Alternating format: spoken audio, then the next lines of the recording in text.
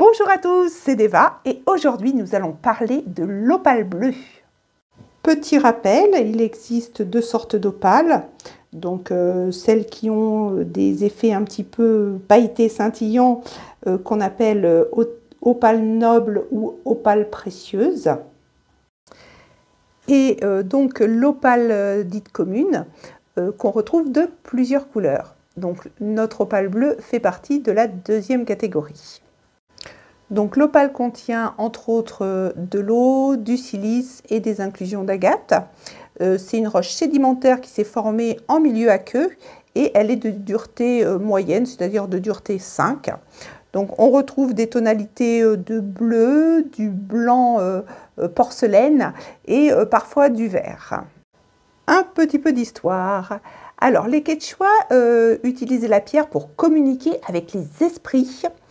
Les chamans d'Amérique du Sud, ils s'en servaient tout simplement pour voir le futur. Et les Aymaras, qui sont également une tribu d'Amérique du Sud, ils continuent de l'utiliser pour tout ce qui est problème digestif. Quelles sont ses vertus en lithothérapie ? Alors déjà, elle est en rapport avec le chakra laryngé, donc ça va permettre une communication beaucoup plus fluide, de se faire comprendre, si vous êtes un peu timide aussi, de mieux s'exprimer. Mais c'est également un minéral qui est recommandé pour tout ce qui est gros ventre.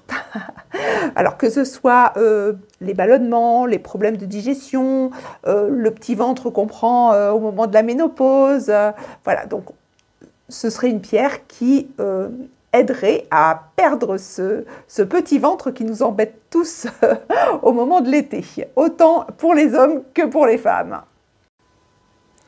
Bien sûr, comme tous les minéraux bleus, elle apporte également le calme, la sérénité à des personnes qui seraient stressées. Alors après, ça peut être lié les gonflements de ventre et puis le stress. Hein. Quand on dit ça vous gonfle, c'est pas pour rien. Hein. Au niveau des traitements et des imitations. Alors, il y a la calcédoine qui ressemble fortement à l'opale bleue. Donc, elle est légèrement moins chère. Donc, voilà. Méfiez-vous, j'ai déjà vu des sites où c'est forcément des calcédoines et pas des opales bleues, bon, peu importe. Mais c'est surtout les agates bleues qui sont teintées couleur pastel, elles sont très jolies. Hein. Alors, très souvent, c'est des vendeurs indiens qui vous proposent ce genre de pierre. Donc en fait, ce sont des agates, donc une pierre très très commune, qui en plus, elle a subi un petit traitement de couleur pour la rendre couleur bleue, hein, bleu ciel. Et ça coûte rien du tout.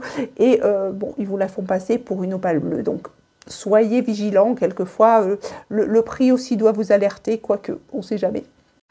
Au niveau des précautions à prendre, si vous avez un joli bijou en opale bleue. Alors, comme toutes les opales, c'est une pierre qui contient de l'eau. Donc, je vous expliquerai pourquoi les opales nobles n'ont pas de reflets et les opales précieuses ont des reflets dans une prochaine vidéo au niveau de la géologie. Hein. Donc, je vous expliquerai tous les petits secrets de ces pierres. Donc, sachez que c'est une pierre qui déteste et le soleil et la chaleur. Donc, par pitié, ne l'emmenez pas à la plage, elle n'aimera pas. Dites-moi en commentaire comment vous trouvez cette jolie petite pierre bleue. Et sur ce, n'oubliez pas de mettre votre petit pouce, de vous abonner si ce n'est pas fait. Et je vous dis à la semaine prochaine. Bye bye!